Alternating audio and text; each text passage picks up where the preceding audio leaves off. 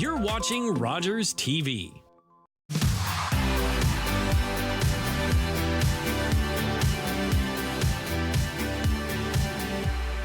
Hello, and welcome to the What's Up London show. I'm your host, Jennifer Slay. Before we continue on with the show, please let's take a moment to acknowledge the lands on which we live. The lands in London, Ontario are the traditional lands of the Haudenosaunee, Anishinaabe, the Lenape, and Shinanton peoples. I'm grateful to be able to live, play, work, and rest on these lands. I am also grateful and want to take a moment to acknowledge my ancestors for the sacrifices they have made so that I can be here with you today. Now, we are in the last few days of January, and February 1st is the start of Black History Month. The purpose of Black History Month is to highlight the contributions of Black people in our communities. Why? Because they have traditionally not been discussed, acknowledged, or celebrated. And although we really should all be intentional about learning the histories of people different from us every month of the year, I encourage you to spend some time learning about Black history this coming month. And our first guest, Michelle Edwards, is here to tell us about a new app that's going to help us do just that. Welcome to the show. Thank you, Jen. So tell us about this app. Well, the app is a passion project. We've been working on it for about 5 years. People will be able to go on their smartphones or their computers, and they will be able to log on, and they will be able to link to Black history sites across Southwestern Ontario, from Windsor all the way through to Woodstock. So sites that people are more aware of, but then really kind of hidden little treasures where, just as you said earlier, Black history has been here for hundreds of years, but not necessarily talked about. So hopefully our app, when people visit it, they'll have an opportunity to learn more about the rich Black history in Ontario. And there is a rich Black history here. Rich, right? yes. Because the Underground Railroad, actually, Southwestern Ontario was a passage. It was. Interestingly enough, later in January, they're releasing a stamp. Canada Post is releasing a stamp for Marianne Shadd, whose family moved to Ontario to support work on the Underground Railroad. If you want to learn more other than what's on the stamp, come visit the app, because we'll be telling you all about Marianne Shadd, her contributions, her family, and other sites of interest in Black history in Ontario. So for those who might not know, can you tell us a little bit about some of the sites that people just thought, oh, I didn't even know that? Okay, I would love to. So I'm more familiar with Middlesex County. There was a Black settlement, government-sponsored Black settlement near Lucan called Wilberforce. So if there's a museum there, if you wanted to go and learn all about it, so the app will showcase Black history in Lucan, Ontario. Then there was a settlement, and people were living in Port Stanley. And you can learn about the different people that lived in Port Stanley, the Black people that contributed to just the community. And then London has some great sites that we've got the most important, or recent, not most important, but more recently, the moving of the African American Methodist Church to Fanshawe Pioneer Village. Right. It's a very exciting time. It has a permanent home. It'll have an exhibit. We're excited that people will be able to learn about the history that happened here in London that people don't maybe recognize. Awesome. And so this has truly been a passion project. You said 5 years in the making. The app is actually an application of material that we gathered mid-2000s. We published a pamphlet, and now we've turned that into something that's more current. So it's an app for now, for the people. The app is phase 1. You'll be able to go on and look at different sites. Phase 2 will be virtual tours of all these sites, as well as a driving tour. Oh, that is awesome. That is awesome. So how can people find the app? People can find the app by going to onthisspot.ca, and then you'll link to, the heading will say cities, and you will link to different communities. So you can link to Windsor, Essex, Chatham, Kent, London, Middlesex, or Oxford, and then you will scroll through that page, and it'll show you different sites. You'll be able to link to stories of people. There will be before and after photos that you can look at and really get an understanding of these different areas and the number of sites that are of significance for Black history. That is amazing. And so this is phase one that is going to be launched during the opening of Black History? Yes, so February 3rd at Museum London from 12 till 1, there will be a bunch of different booths, cultural booths, where people can come and learn more about the Black community. And then at 1 o'clock is the opening celebration. So there will be some dancing and some singing, and then we will launch the app. So I'm thrilled to announce that Denise Pelly and Shannon Prince from the historical site Buxton will be performing. It's a story and songs about those stories that you didn't know about the Black community, the slavery that happened in Canada, things that you didn't know happened in your backyard. Right. It's going to be a moving performance, and then we'll do a demonstration of the app. So we're so excited. Well, congratulations. Thank you. And thank you so much for being here and for sharing the app. Thank you so much, Jen. We'll be right back.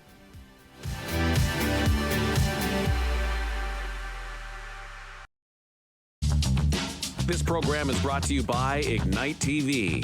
Now you're in command. Visit Rogers.com for more details.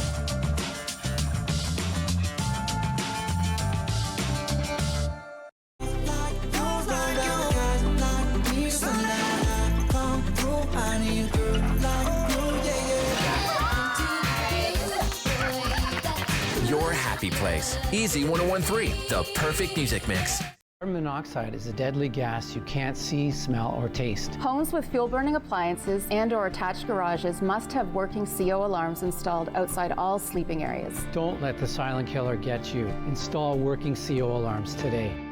With Rogers TV, you can cheer on the home team from the comfort of your living room. We'll head to the rink, the field, the court, or the pitch, so you don't have to. Tune in and cheer on your local amateur athletes on Rogers TV. Our family used to be so fun. Now my brother takes care of me. I miss Mom and Dad being around more. Mom says things are going to get better.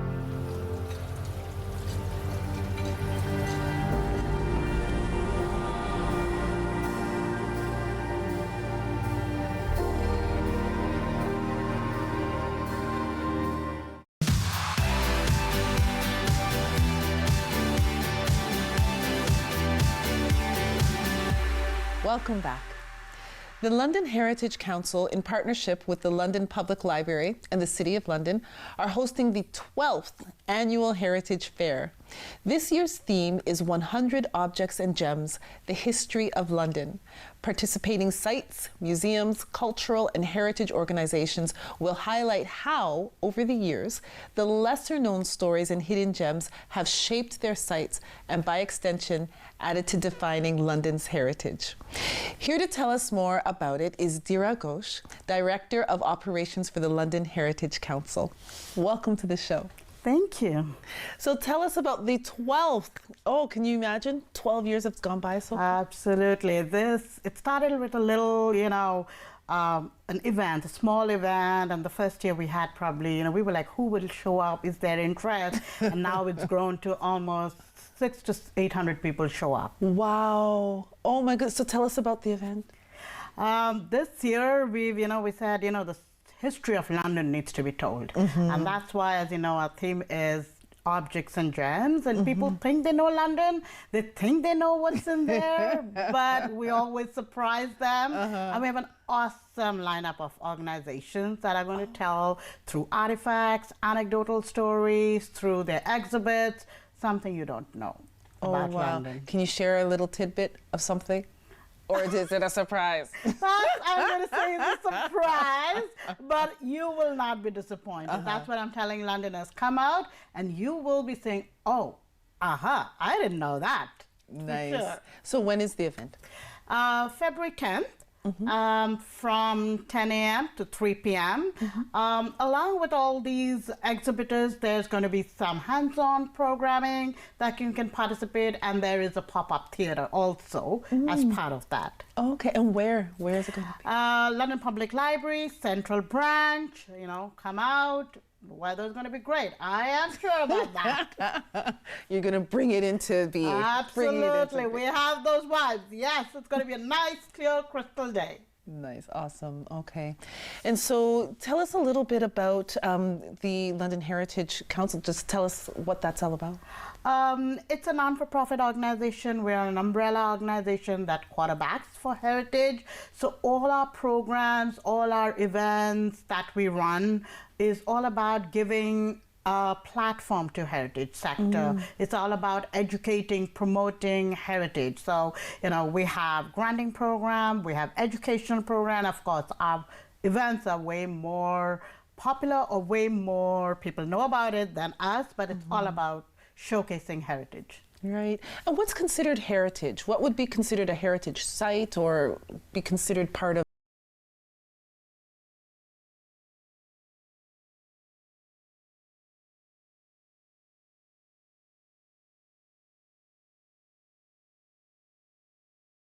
A little bit of a background or a time gone by, that is heritage for you. Yeah. So it's not a very narrow definition, but we feel anything that tells a story is there, anything that's a learning process of how things came to be, is your heritage. Right. Okay.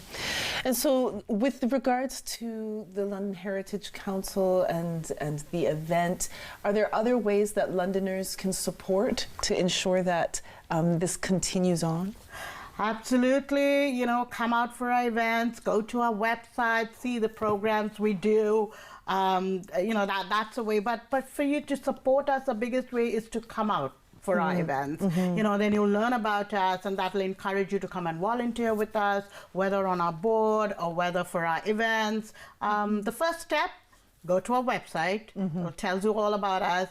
And then come out to our events. And I would say come out on February 10th and you'll know not only about London, but a little bit more about London Heritage Council. Yeah. And are there ways that Londoners can support? I know you said volunteering and all of those kinds of things, but financially, because for these things to happen, you know, there has to be that financial support as well.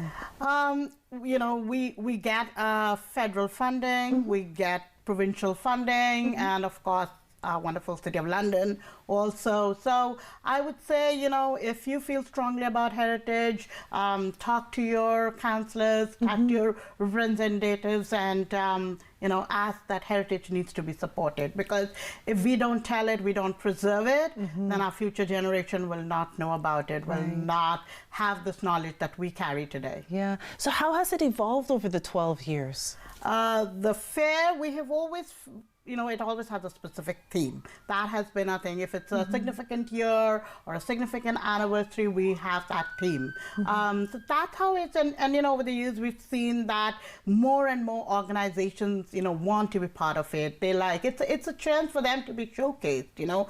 We don't charge our exhibitors anything. It's all free of cost. It's all free of cost to the public. And we've seen more and more organizations. This year, we have almost 40 organizations participating. So, you know, from when it began, it was 20 organizations, and over time to 40. And I said attendance, it was the first year we had about 300 people, and now it's 600 to 800 people. So obviously Londoners want to know their heritage, and we have an awesome heritage sector. Awesome. Okay, so February 10th at the London Central Library. From what time again? 10 a.m. to 3 p.m. 10 a.m. to 3 p.m. Well, thank you so much. Thank you so much for having me. We'll be right back.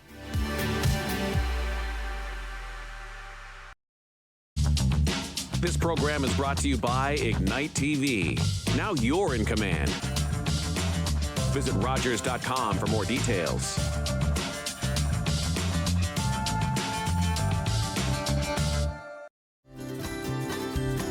Welcome to Treat Yourself.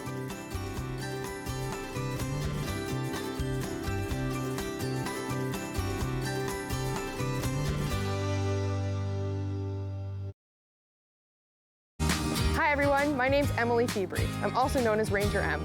I'm an environmental communicator and educator, and I get to talk to a lot of different people about all things nature and conservation. I love to knowledge share, and that's what I want to do with you. So come on, let's go learn with Ranger M. Hello, my name is Michelle Crispin. I'm from the Ontario Cooperative Association, and I'm this week's guest on Pollinating Purpose.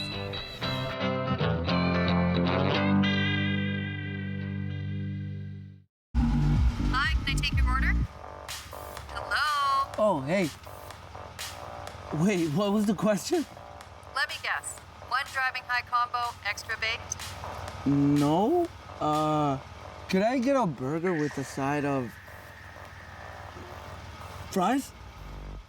Think you're a better driver when you're high? Think again. Smoking weed affects reaction time and concentration. A message from Mad Canada.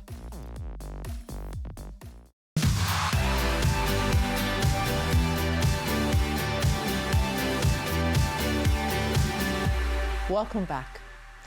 If you have a pet, you will truly appreciate our next guests. Jeve's Petcare offers in-home pet sitting, overnight stays, dog walking, training, socialization, grooming, housekeeping, yard maintenance, and JPC apparel.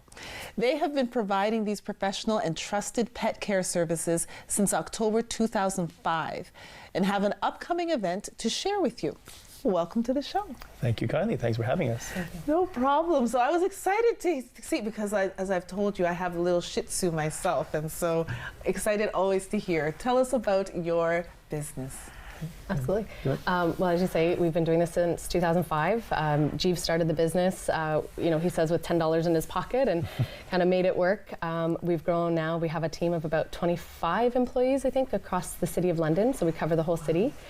And it's amazing, the growth. We've had phenomenal clients over the years. Obviously doing this for 18 years, Jeve has definitely met a number of people and really, cared for, as the families grow and their children move out and they get pets, we're caring for their pets as well, which is wonderful. So, yeah.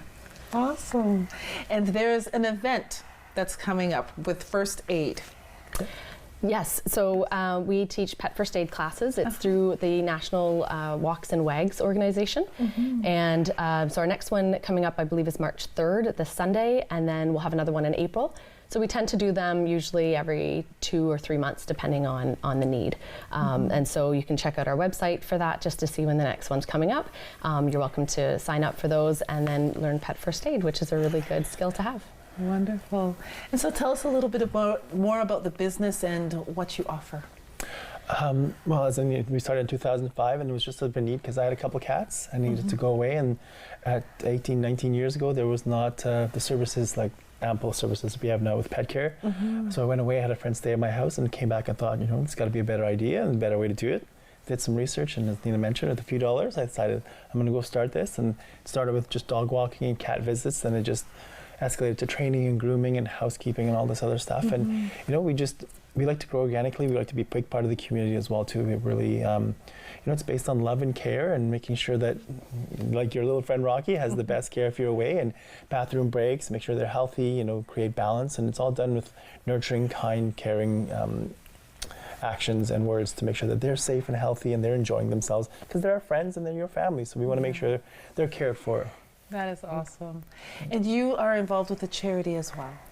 We have been involved in the past with the charity, and we are actually just teaming up with another charity, a local charity. They help, I don't want to give it who it is because they're still in the process, but they help people that need help with, you need some help and you have to move or go away somewhere and you have pets. So we're going to team up with that charity. We've had discussions with them already. We just need to finalize some things, and part of our proceeds from our apparel, which we have here, will go towards the charity. So we're looking at, in the next year to really ramp up our apparel sales as well, though, to really support our local charities. Wonderful. And we have a little friend here, Zane.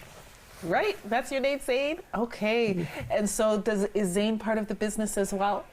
He is, actually. He's been with me on some dog walks, and he's done some cat visits, and he bosses me around. He's the true boss. He's the true boss, yes.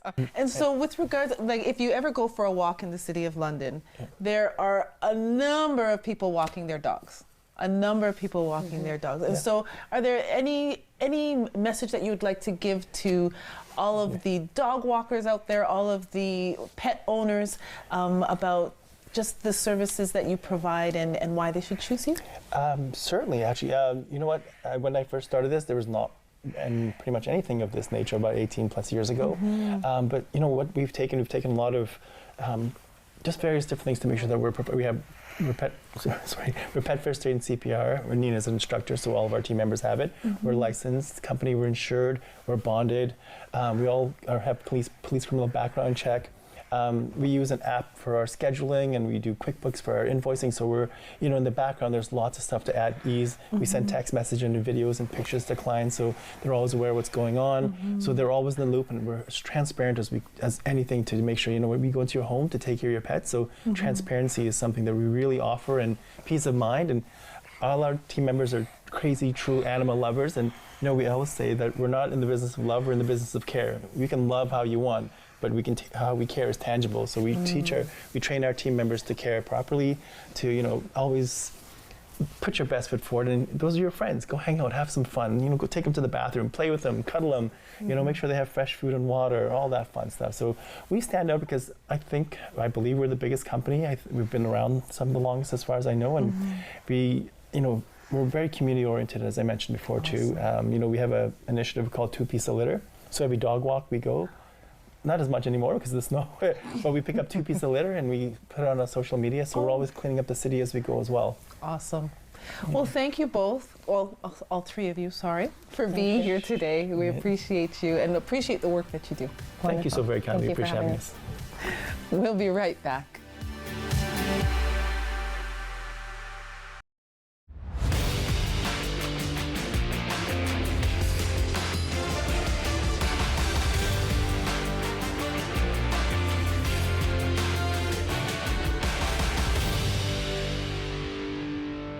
Leonard Thompson, 13 years old, diabetes mellitus, 65 pounds. Starve the child to let them live. The treatment's as cruel as the disease. It's a death sentence. Dr. Banting, this could be it. He's the first to receive this trial. But will it save him? It's not pure enough. So we try again. And again. And again.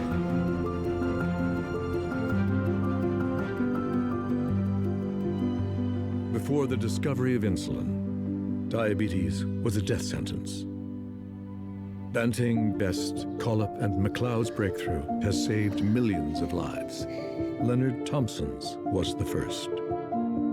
Public transit, garbage pickup, parks and recreation programs, snow removal on your street. How can you stay informed about these and other important local services? Tune to City Council coverage on Rogers TV. See your community leaders at work on Rogers TV City Council coverage.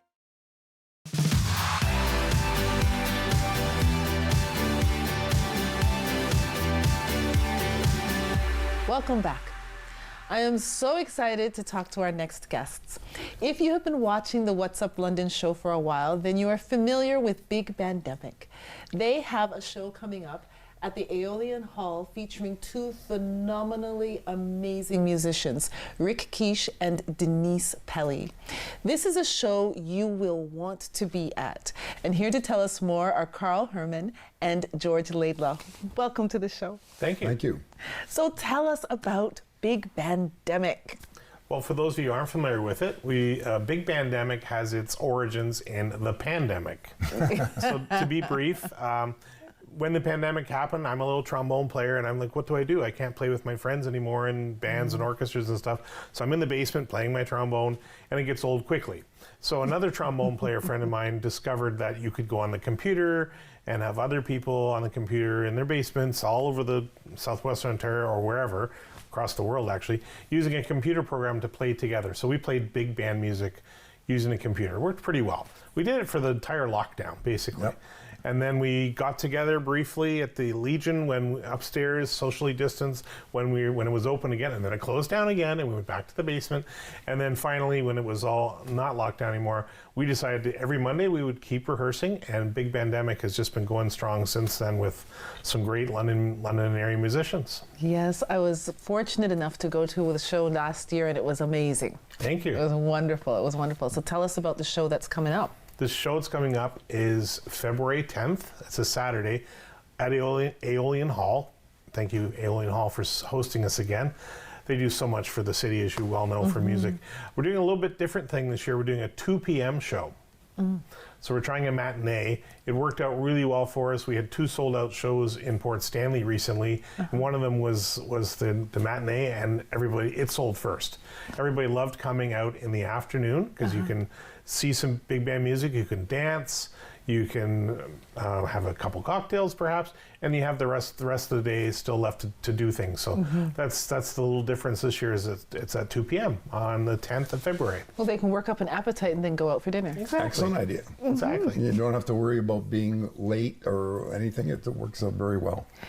And you have 2 amazing musicians, singers, that are going to be with you. Denise, well, she's amazing. I mean, I've performed with her several times, and she's definitely one of the finest vocalists in Canada. She can sing any style. She's a wonderful professional interpreter of all the great jazz classics, and it's just we're very fortunate to have her come perform with us. Usually she does with small groups or mass choirs, but she loves big band music, so we're very fortunate to have her. Yes. So this is a real treat. And we've had Denise sing with us before, but never at Aeolian Hall, so we're really, like George said, we're excited. The other performer who's going to be singing with us is Rick Kish, and Rick has done several shows with us in the past. Another amazing singer of the style of the big band. So you go on our website, it says Big Band is back. So the style of big band music, which was so popular in the 40s, 50s, 60s, etc. The Stork Club. Well, we're bringing it back so that people can enjoy it and they can dance even, which is wonderful. George, if you haven't seen in these interviews before, is our lead alto saxophone player, and he also plays flute and clarinet in the group. He's just a multitasker. I'm just so happy to have friends of mine, George and I know for years, and such great musicians to join me in the group. It's a 17-piece big band, and we're just so lucky to be able to play together every week and be able to do these performances. So. I was going to ask you how many people. 17. 17, yep. There's 5 saxophones, 4 trumpets, 4 trombones, and a rhythm section. And Denise, is she doing Over the Rainbow? She is doing Over the Rainbow. Oh, that's a wonderful arrangement. Funny little story about that. I talked to Denise a couple years ago and said, would you like to do something with the band? She said, of course. And I said, what would you like to do? And she said, almost at the same time, we both said Over the Rainbow. We love that tune. She sings it so well. That's going to bring me to tears, I know. Oh, she sings it so well. So I had another friend of mine named Peter Heisen, who's an arranger in town here, and I said, Pete, can you please do an arrangement for a big band specifically for Denise? And I said, as a matter of fact, I'm a trombone player. Could you also put a little trombone solo in the middle? So I get to do a little solo. And it is an excellent arrangement. I even get to play flute in that one. There you go. Well, it sounds like it's going to be really fantastic. February 10th, Aeolian Hall, 2 p.m. Yep. Okay. Thanks so much for having us. Thank you for being here. Well, that's a wrap. Thank you for watching and for listening. I encourage you to support the efforts of our guests by liking, commenting, and sharing this episode of What's Up London with your friends, your family, and your networks. Please visit our guests' websites and their social media pages and plan to attend their events. Until I see you again, please be safe, be kind, and be the change that you want to see in the world. Bye.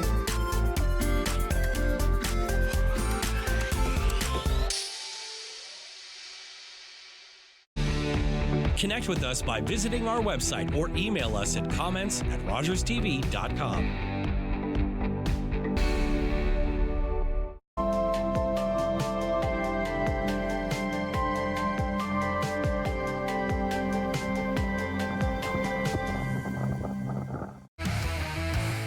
Wednesdays are for the Nationals. Watch live coverage of the London Nationals home schedule on Rogers TV.